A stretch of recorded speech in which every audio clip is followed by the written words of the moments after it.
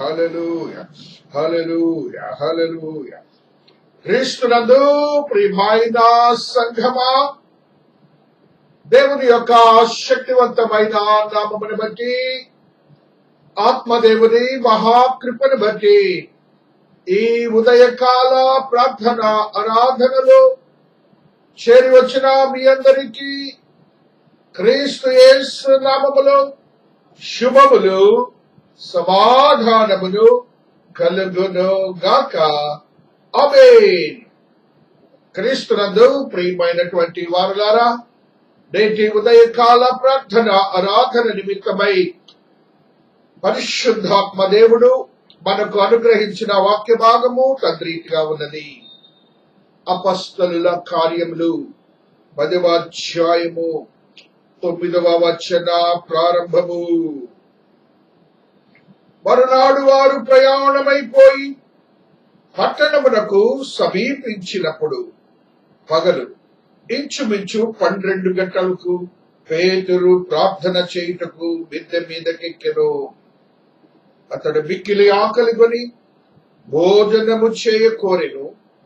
ఇంటివారు సిద్ధము చేయుచుండగా అతడు పరవశుడై ఆకాశము తెరువబడుటయు 4 చెంగులు పట్టి దింపబడిన పెద్ద దుప్పటి వంటి ఒక విధమైన పాత్ర భూమి మీదకి దిగివచ్చుటయు చూచెను. అందులో భూమి యందుండు సకల విధములైన చతుష్పాద జంతువులను, ప్రాకు పురుగులను, ఆకాశ పక్షులను ఉండెను. అప్పుడు పేతురు, నువ్వు లేచి చంపుకొని తినమని ఒక శబ్దం అతనికి వినబడెను. దేవుడి పరిశుద్ధ వాక్యమును దీవించి ఆశీర్వదించును గాక. ఆమేన్, ఆమేన్. క్రీస్తునందు ప్రియమైన సంఘమా, దేవుని మహాకృపను బట్టి, ఆత్మదేవుని మహాశక్తిని బట్టి మనమందరము కూడా ఆయనను ప్రతిదినము ఆరాధించటానికి ఆయన మనకిచ్చిన యోగ్యతను బట్టి ఆయనకి ఎంతకనో వందనస్తులం అవుతున్నాం. ఒకసారి అందరము దేవునికి కృతజ్ఞతలు చెల్లించుకుంటున్నాం. హల్లెలూయా. ఆత్మదేవుని మహాకృపను బట్టి, ఆత్మదేవుని మహాశక్తిని బట్టి ఈ దినమునకై ఆత్మదేవుడు మనతో మాట్లాడుతున్న కొన్ని సత్యాలను మన విశ్వాస జీవితానికి భద్రపరచుకోవడానికి, స్థిరపరచుకోవడానికి, బలవంతముగా మనముగా విశ్వాసంలో స్థిరపరచబడటానికి ఒక యోగ్యకరమైన స్థితిని మనం ఆలోచించాలి. దేవుడు ఏ దేవుడినైతే నీవు నేను ఈ దినాన ఆరాధిస్తున్నామో ఆ దేవుని ఆరాధించడానికి యూదులైన వారే ప్రత్యేకించబడినటువంటి జనాంగముగా ఉన్నారని నీవు నేను గ్రహించాలి. నిజమైన దేవుని ఆరాధించడానికి, నిజమైన దేవుని పాదములు పట్టుకుని ప్రార్థించడానికి అన్యులైనటువంటి వారికి, యూదేతరులైనటువంటి వారికి యోగ్యత లేదు, యోగ్యత లేదు. అట్టి యోగ్యతను దేవుడు అనుగ్రహించడానికి ఆయన ప్రియ కుమారుడైనటువంటి యేసుక్రీస్తు ప్రభుల వారిని భూలోకములోనికి పంపి ఆయన శిలువ మారుపై మరణించి ఆయన మనుష్య జాతినందరినీ ఏకపరచాలని, ఆయన నిష్కలంకమైన రక్తమును ప్రోక్షించాలని దేవుడు పంపిన విధానానికి మనము దేవునికి ఎంతకన్నా వందనస్తులమవుతున్నాం. తద్రీతిగా మన యొక్క స్థితి, you doesn't have got to pray, worship. First of all మనం ఆ భావాన్ని కనుక్కోవాలి. అందులో ఉన్నటువంటి స్ఫురతను మనకు కావాలి. నీకు ఉచితముగా సేవ, ఉచితముగా సువార్త చెబుతుంటే అర్థం లేని పరిస్థితులు వస్తున్నాయి. ఇప్పుడు దేవుడు అదే మాట్లాడుతున్నాడు. నిన్ను ప్రేమించానని చెప్తున్నాడు, నిన్ను ఆయన సొత్తుగా చేసుకున్నానని చెప్తున్నాడు. వారికి సువార్తను అందించడానికి ఆయన ఎన్నిక చేసుకున్న శిష్యులలో ఒక్క శిష్యునితో దేవుడు ఈ దినాన మాట్లాడుతున్నాడు. ఆయనకు నేను యూదుడను, యూదులకే నేను సువార్త చెప్తాను అని ఒక అతిశయము కలవటి వ్యక్తిగా ఉంటుండగా దేవుడు దర్శన రూపంలో మాట్లాడతాడు అనే స్థితిని ప్రతి విశ్వాసి గ్రహించాలి. దేవుని దర్శనము మానవునికి ఉంటుందని, విశ్వాసికి ఉంటుందని, విశ్వాసి తమ మనస్సుల్లో ఒక స్థిరమైనటువంటి నమ్మకాన్ని కలిగి ఉండి దేవుని కొరకు బలపరచబడినటువంటి స్థితిలో ఉండాలని ఆత్మదేవుడు ఈ దినాన నీతో నాతో మాట్లాడుతూ వస్తున్నారు. కాబట్టి దైవజనులతో దేవుడు మాట్లాడతాడు, విశ్వాసులతో దేవుడు మాట్లాడతాడు, దేవుడు తన దర్శన రూపంలో మాట్లాడతాడు. ఇతడ పేతురు భక్తుడికి ఎలాగ మాట్లాడాడంటే, రాత్రి జామున కాదు, ఉదయకాలమున కాదు, మధ్యాహ్న కాలమున ఆయనకు ఆహారము తినే సమయం వచ్చింది. వారైతే ఆ గృహంలోని వారు ఆహారము తయారు చేస్తున్నారు. ఆయన సిద్ధముగా ఉన్నాడు ఆహారం తినటానికి. ఆహారం తినటానికి ముందు ఆయన ప్రార్థనలోనికి వెళ్ళాడు. దేవునికి స్తోత్రాలు.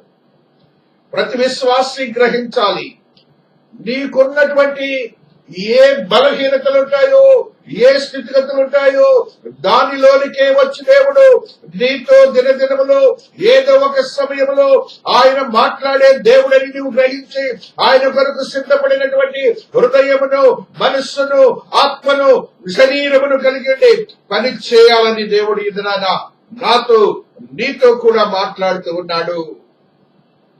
తద్రీతిగా పేతురు భక్తుని ద్వారా మనకు తెలియజేస్తున్న స్థితి, ఆ దర్శనం ఎలాగొచ్చిందో చూడండి. ఆ దర్శనము వచ్చిన విధానాన్ని మనము చూసినప్పుడు పరిశుద్ధాత్మ దేవుడు ఈ రీతిగా మనతో మాట్లాడుతూ వస్తున్నాడు. అతడు మిక్కిలి ఆకలిగొని భోజనము చేయగొనెను.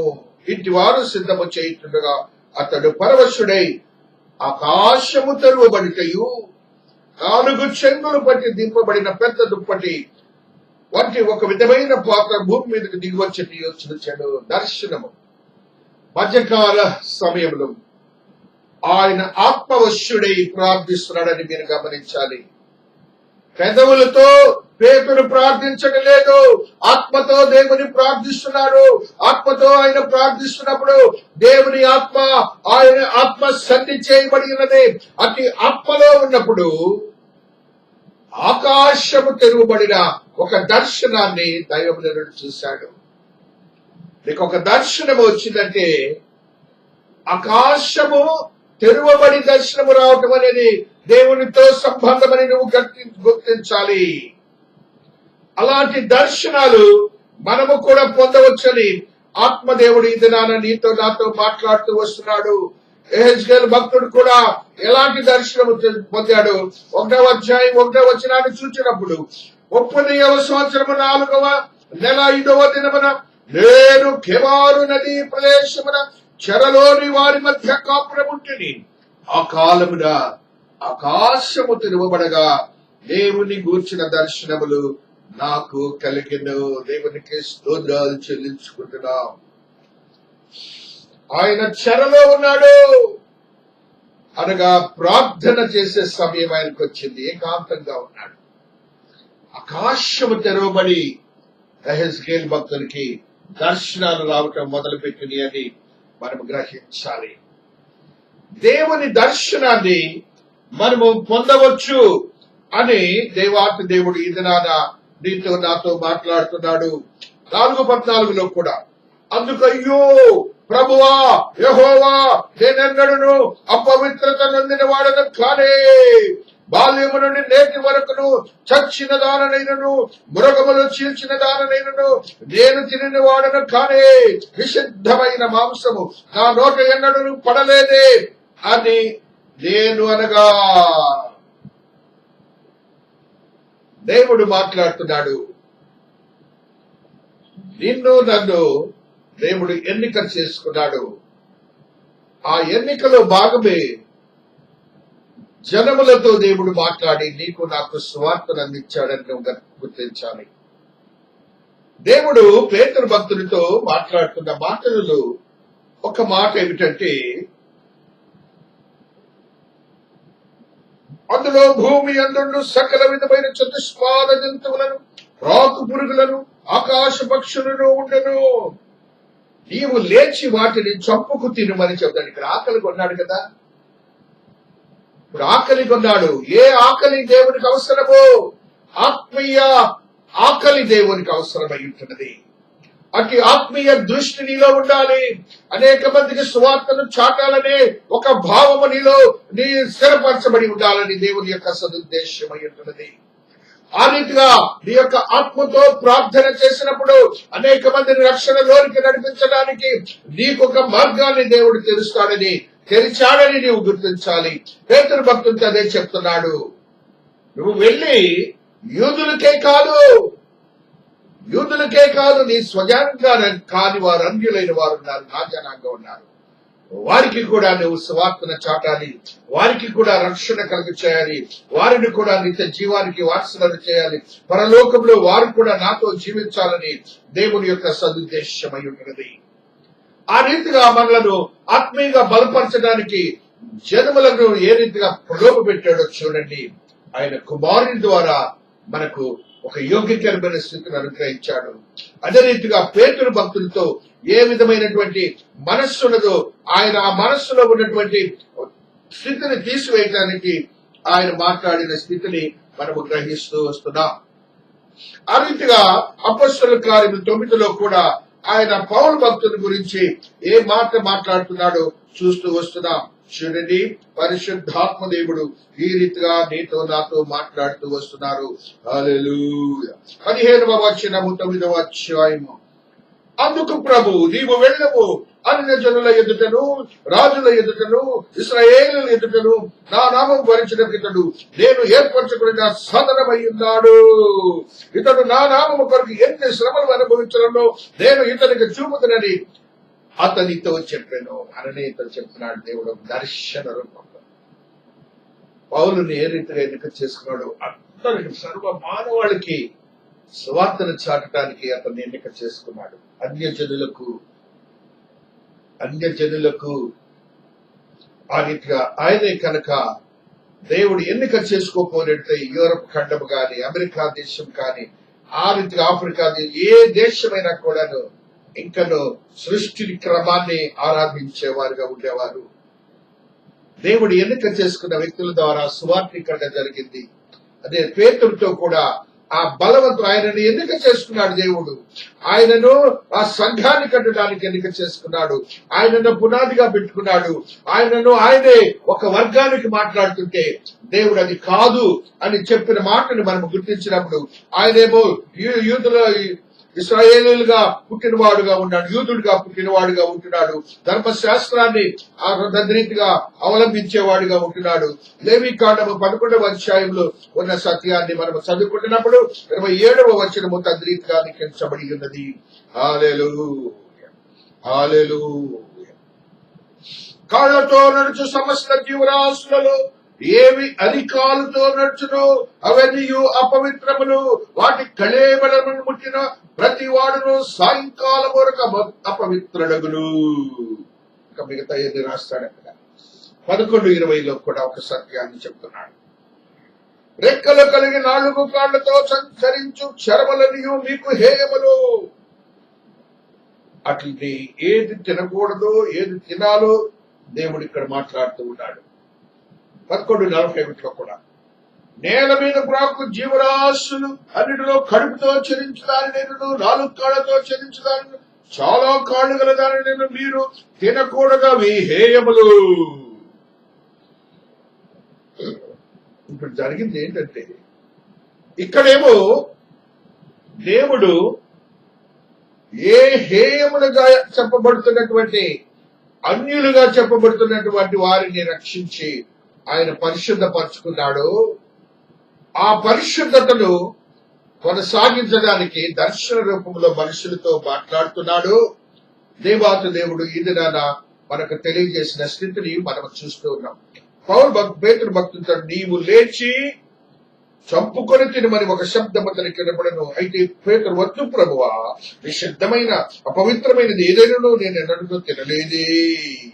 అనగా దేవుడు పవిత్రము చేసిన వాటిని నీవు నిషిద్ధమైన వాటినిగా ఎంచవద్దని మరలా రెండవ మారు ఆ శబ్దము అతనికి వినబడెను. ముంబారు వినబడెను. వెంటనే ఆ పాత్ర ఆకాశం. ఇప్పుడు అన్యుడైన వాడు పవిత్రుడుగా ఎంచబడి చేయబడిన వాడు అనగా నీవు నేను దేవుని దృష్టిలో పవిత్రులము. అది గమనించుకో. ఆ స్థితిని నువ్వు ఎరగాలి. నీవు దేవుని దృష్టిలో పవిత్రుడివని ఎరిగి నీ జీవితాన్ని నువ్వు గడుపుకోవాలి. దేవుడు నిన్ను ప్రత్యేకించుకొని పవిత్రుడిగా ఆశీర్వదకరంగా మార్చాడని నువ్వు ఏ దినానైతే గుర్తిస్తావో ఆ దినాన నీకు ఆశీర్వాదాలు మొదలవుతున్నాయని ఆత్మదేవుడు చెప్తూ ఉన్నాడు. యేసుక్రీస్తు ప్రభువు వారు నోట పడినది మనుషుని అపవిత్రపరచును కాని నోట నుండి వచ్చినదే మనుషుని అపవిత్రపరచునని వారితో చెప్పెను. అదేమో ఆత్మీయ సత్యం. ఇక్కడ నీ యొక్క హృదయములో నుంచి వచ్చే దాని గురించి దేవుడు మాట్లాడుతున్నాడు. అపవిత్రమైన వాటిని నువ్వు పవిత్రుడివి. నీవు అపవిత్రమైన మాటలు మాట్లాడకూడదు. అపవిత్రమైన స్థితి నీకు ఉండకూడదు. అపవిత్రమైన ఆలోచనలు నీలో ఉండకూడదని ఆత్మదేవుడు మాట్లాడుతూ ఉన్నారు. 1 తిమోతి 4:4 ఒక సత్యాన్ని దేవుడు సృజించిన ప్రతి వస్తువును మంచిది కృతజ్ఞతాస్తుతులు చెల్లించి పుచ్చుకొని నీడలా ఏదియు నిషేధింపదగినది కాదు. ఏలైనది దేవుని వాక్యం వలను ప్రార్థన వలను పవిత్రపరచబడుచున్నది. దేవుడు మాట్లాడుతున్నాడు. తినుట అనేది దేవుని యొక్క ఉద్దేశము కాదు. ఇక్కడ పవిత్రపరచుట అనేది మనకి దినాన వాక్యము. పవిత్రపరచబడిన దానిని నీవు రక్షించుకోవాలి. పవిత్రపరచబడినటువంటి ఆ యొక్క ఆహారాన్ని నీవు తినాలని దేవుడు నీతో నాతో మాట్లాడుతూ వస్తున్నాడు. తీతు 1లో ఉన్నటువంటి సత్యాన్ని చదువుకుంటున్న 15వ వచనము. పవిత్రులకనియు పవిత్రములే కాని అపవిత్రులకును విశ్వాసులకును ఏదియు పవిత్రమైనది కాదు. వారి మనస్సున వారి మనస్సాక్షి అపవిత్రపరచబడి ఉన్నది. మనము పవిత్రులుగా ఎంచబడ్డాం దేవుని దృష్టిలో. మనము పవిత్రతతో కూడిన స్థితిని దృష్టీకరించాలి. మనుషులలో వారిని రక్షణలోనికి తీసుకురావటానికి మనము సిద్ధముగా ఉండాలని ఆత్మదేవుడు నీతో నాతో మాట్లాడుతూ వస్తున్నాడు. పౌలు భక్తుడు ఒక సత్యాన్ని తెలియజేస్తున్నాడు. రోమీయులకు రాసిన పత్రిక 14వ అధ్యాయంలో ఉన్న సత్యాన్ని ఈ రీతిగా చదువుకుంటూ వస్తున్నాం. 14 సహజముగా ఏదియు నిషిద్ధము కాదని నేను ప్రభువైన యేసునందు ఎరిగి రూఢిగా నమ్ముచున్నాను. అయితే ఏదైనా నిషిద్ధమని ఎంచుకున్న వారికి అది నిషిద్ధమే. నిషిద్ధమని ఎంచుకున్న వాడికి అది నిషిద్ధమే అనగా నీ ఆత్మీయతలో ఉన్నటువంటి శక్తిని బట్టి నీకు ఏది దృష్టీకరిస్తుందో అది పవిత్రముగా ఎంచబడుతుందో పవిత్రంగా ఎంచబడుతుందో దేవుడు తెలియజేస్తాడని దేవుడు ఈ దినాన నీతో నాతో మాట్లాడుతూ వస్తున్నారు. కాబట్టి క్రీస్తునందు ప్రియమైనటువంటి వారులారా 17వ వచనం, దేవుని రాజ్యము భోజనమును పానమును కాదు కాని నీతియు సమాధానమును పరిశుద్ధాత్మయందలి ఆనందమునై ఉన్నది.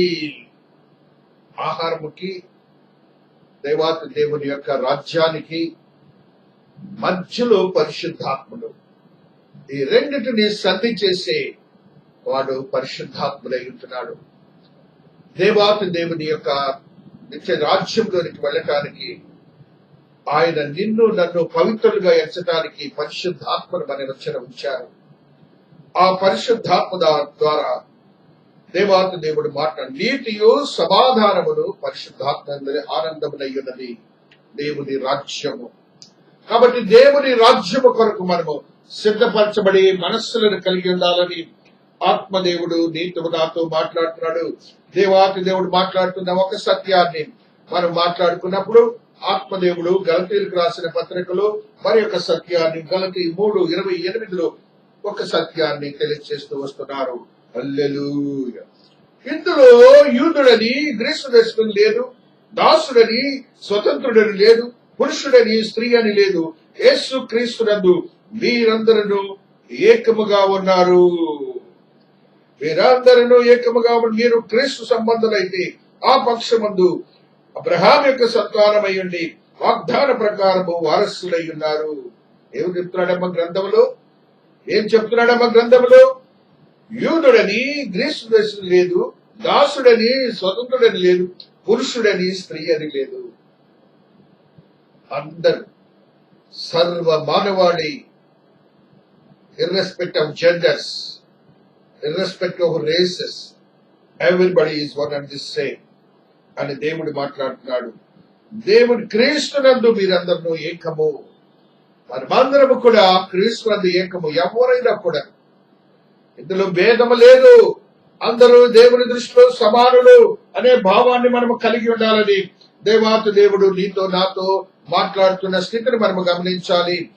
ఎఫెసీయులకు రాసిన పత్రిక 2వ అధ్యాయము 12వ వచనాన్ని చదువుకుంటున్నప్పుడు, అకాలమందు ఇశ్రాయేలుతో సహ పౌరులు కాక పరదేశులను, వాగ్దాన నిబంధనలు లేని పరదేశులను, నిరీక్షణ లేని వారును, లోకమందు దేవుడు లేని వారినండి క్రీస్తుకు దూరస్తులు ఏమిటంటే మీరు జ్ఞాపకం చేసుకునండి. ఈ మాటలన్నీ మనము క్రీస్తు ఎరుగక ముందు ఉన్నటువంటి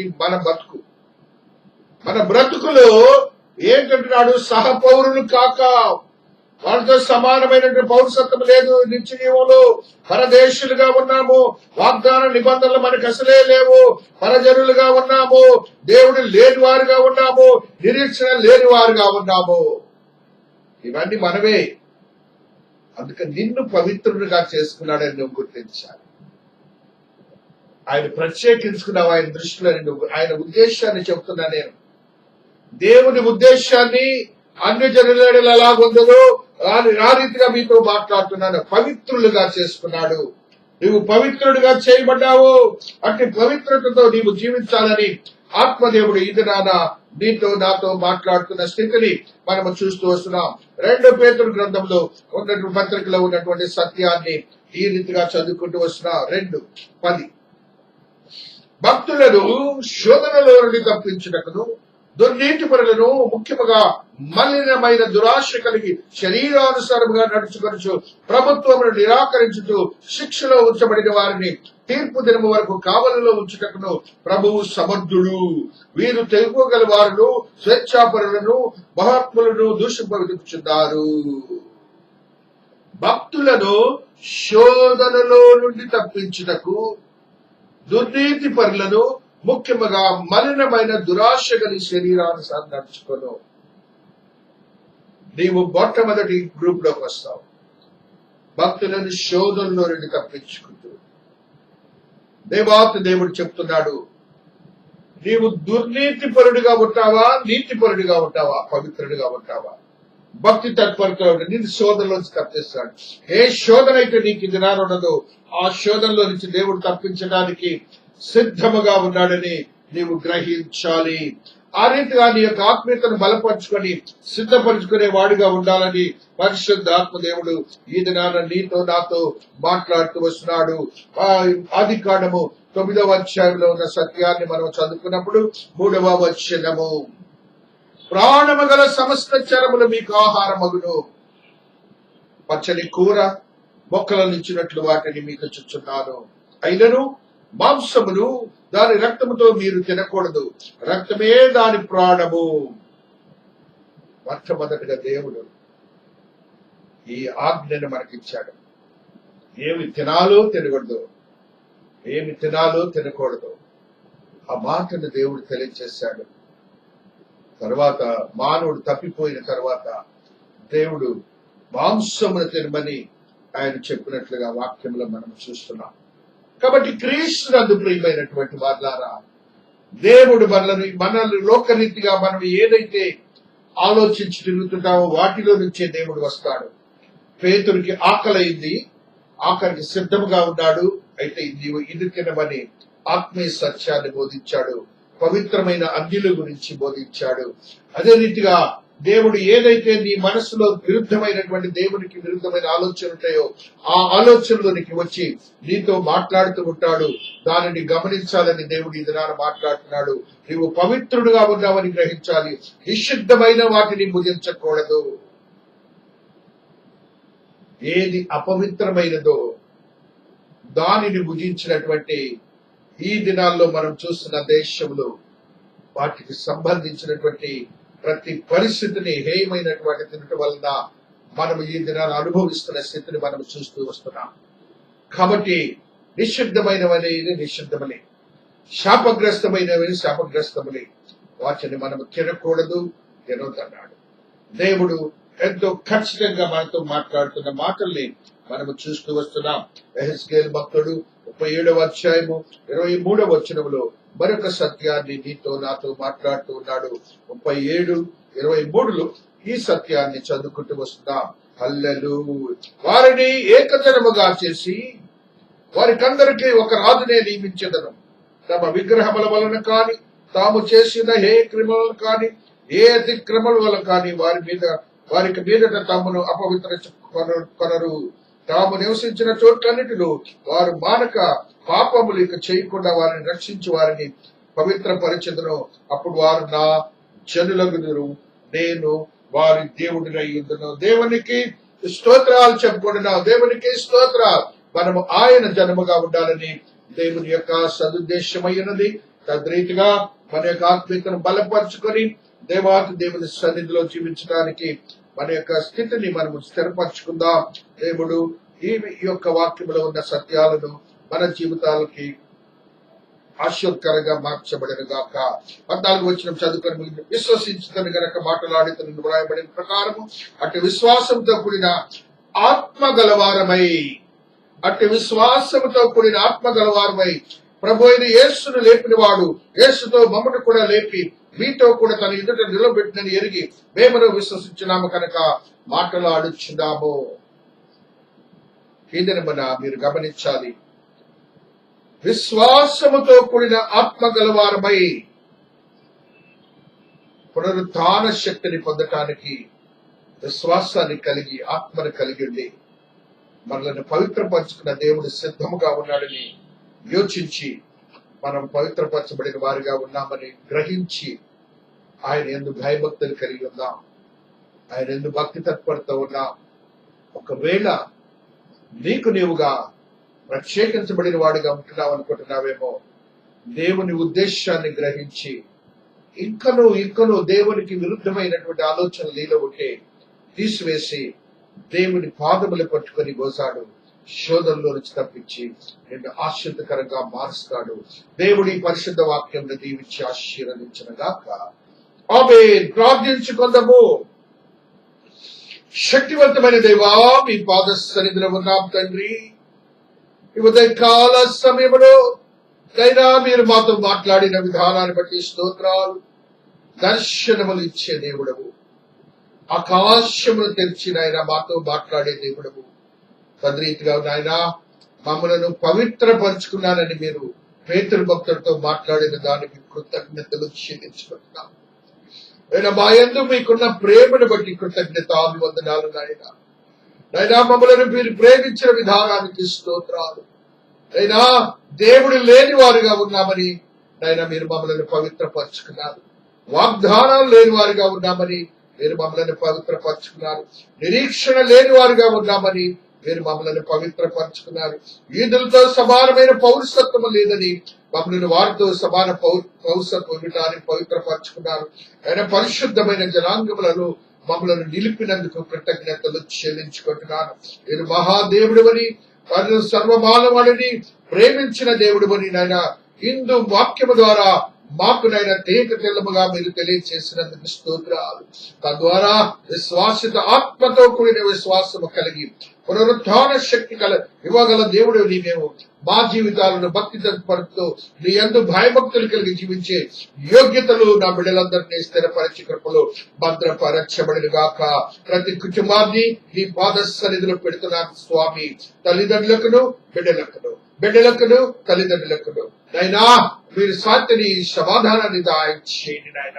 కుటుంబాల్లో ఉన్న జటిలమైన సమస్యలు, కఠినమైన సమస్యలు, అపవాదికి సంబంధించిన సమస్యలు యేసు నామములో చేయబడగాక. కృప సత్య సంపూర్ణైన దేవుని మహోన్నతమైన కార్యములే ఆత్మతో నింపబడిన కుటుంబాలుగా సిద్ధపరిచి స్థిరపరిచి భద్రపరచబడిన గాక. అయినా యవనస్తులకు మీరు ఇచ్చిన జ్ఞానమును బట్టి, చదువును బట్టి, విద్యను బట్టి, అయినా ఉద్యోగమును బట్టి, నాయన వివాహాలను బట్టి, గర్భములను బట్టి, అపవాదిని తరిమి వేసిన విధానాన్ని బట్టి కృతజ్ఞతాభివందనములు చెల్లించుకొని వారు చదివిన చదువు తగిన ఉద్యోగము దయచేయబడిన గాక. వారికి తగినటువంటి విశ్వాసులుగా చెప్పబడిన బిడ్డలను అనుగ్రహించి వివాహములు జరిగించబడిన గాక. గర్భఫలములు మూయబడిన బిడ్డలకు అనేక సంవత్సరములుగా గర్భములు తెరవబడి సంతోషకరమైన దినములు ప్రకటించబడిన గాక. చిన్న బిడ్డలకు ఎందుకు జ్ఞానం వివేకము దాయిచ్చేయండి.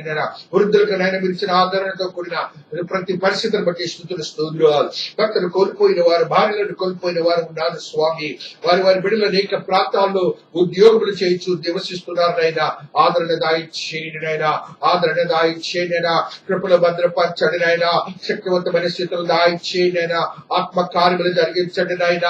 నేను అమెరికా దేశం, కువైట్ దేశం, మస్కట్ దేశం, అదే రీతి ఇంగ్లాండ్ దేశం నాయన, ఆస్ట్రేలియా దేశం, Asian countries, African countries, American countries, European countries అయినా వారందరినీ మీరు ఆశ్చర్యకరంగా మార్చండి నాయన.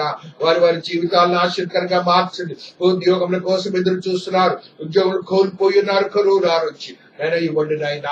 వారు నైనా ఆ దేశంలో కష్టపడకూడదు నాయన. సంతోషకరమైన దినములు ప్రకటించినందుకు స్తోత్రాలు. తల్లిదండ్రులకు క్షేమ సమాచారం ఇచ్చినందుకు స్తోత్రాలు. ఆత్మతో నింపబడిన ప్రతి పరిస్థితి స్థిరపరిచినందుకు స్తోత్రాలు. పళ్ళు భద్రపరిచిన ధారాన్ని బట్టి స్తుతులు స్తోత్రాలు చెల్లించుకుంటున్నాం తండ్రి. అయినా చేతి పనులు చేస్తున్న వారిని ఆశీర్వదించండి. ఆర్థిక స్తోమతలో స్థిరపరచండి, స్థిరపరచండి. ఆయన ఉద్యోగంలో చేస్తున్న వారి అధికారులతో మాట్లాడి ఆదరణ దాయిచ్చేయండి.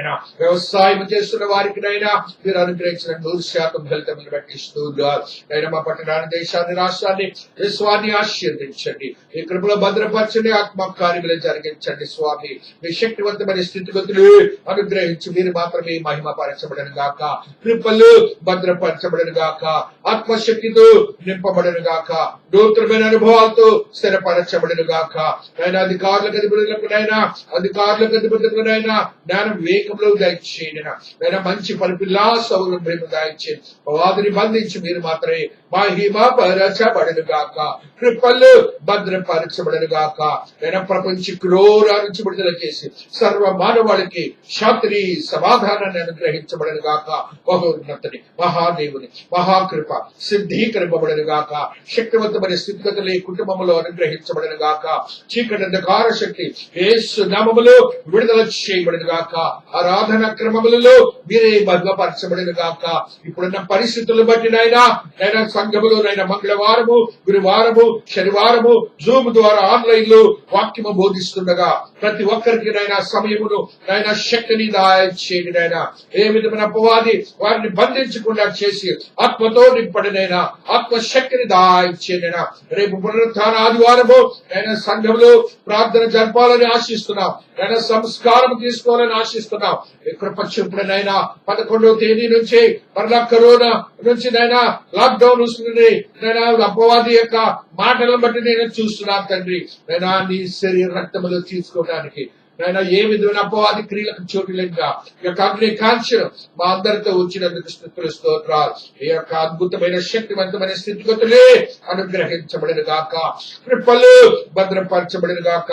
అనేక మంది బిడ్డలనైనా ఆన్లైన్ ద్వారా వారినైనా సంఘానికి కానుకలు ఇస్తున్నారు తండ్రి. వారిని ఆశీర్వదించండి. నూతనమైన అనుభవాలతో నింపండి. వారు ఇచ్చిన దశభాగములకునైనా మీరు ఇచ్చిన వాగ్దానము ఆకాశము వాక్యులను మీరు విప్పినందుకు స్తోత్రాలు. వారి కుటుంబాల్లో ఏ విధమైన అలజడి లేకుండా చేసినందుకు స్తోత్రాలు. ఆ కుటుంబంలో ఏ విధమైన చీకటి లేకుండా చేసిన విధానాన్ని బట్టి కూడా కృతజ్ఞతాభివందనములు చెల్లించుకుంటూ ప్రభును తన కుమారుడైన యేసు నామమున బ్రతిమలాడి వేడుకొనొచ్చున తండ్రి. ఆమేన్. పరలోకమందున్న మా తండ్రి, నీ నామము పరిశుద్ధపరచబడిన గాక. నీ రాజ్యము వచ్చుగాక. నీ చిత్తము పరలోకమందు నెరవేర్చున్నట్లు భూమి మీద నెరవేరును గాక. మా అనుదినాహారము మాకు దాయిచ్చేయండి. పడిన అపరాధము చేసిన వారిని మేము క్షమించిన ప్రకారం అపరాధములను క్షమించము. శోధన నుండి తేక కీడులను రక్షించము. రాజ్యము, శక్తి, మహిమ నిరంతరము నీవై ఉన్నావు తండ్రి. ఆమేన్. మన తండ్రి అయిన దేవుని యొక్క ప్రేమ, కుమారుడైన యేసుక్రీస్తు ప్రభులు వారి కృప, పరిశుద్ధాత్మని యొక్క అన్యోన్య సహవాసము ఇక్కడ చేరిన ప్రతి బిడ్డకును ప్రత్యేకించి త్రియేక దేవుని మందిరమునకును చుట్టుపక్కల వారికి మరి ప్రత్యేకించి ఈ దిన ఆరాధనలో పాల్గొన్న ప్రతి ఆత్మకుని విశ్వాసికని ఆత్మదేవుని శక్తి, కృప, దయ, కనికరము సదా తోడయుండి ఆశీర్వాదములతో నింపి కృపలో భద్రపరిచిన దేవుడు, ఆత్మతో నింపిన దేవుడు, ఆత్మీయంగా బలపరిచిన దేవుడు సదా తోడయ్యండి కృపలో భద్రపరిచి నూతనమైన అనుభవాలతో నింపి ప్రపంచ కరోనా నుంచి ఆ యొక్క అపవాది క్రియల నుంచి దూరపరిచి సర్వ మానవాళికి శాంతిని అనుగ్రహించిన దేవుడు, సంఘములో పునరుత్థాన ఆదివారము ఆరాధన జరిపించుకుని మహిమ పంచిన దేవుడు సదా తోడయ్యండి. ఆన్లైన్ ఆ యొక్క పరిచర్యను ఆశీర్వదించు, దీవించి కృపలో భద్రపరచబడిన గాక. Amen, amen, hallelujah, hallelujah. Wish you all the best. God bless you all. God bless you all. దేవుడు మిమ్మల్ని దీవించి ఆశీర్వదించుగాక. A blessed day for you today and all the days. God bless you.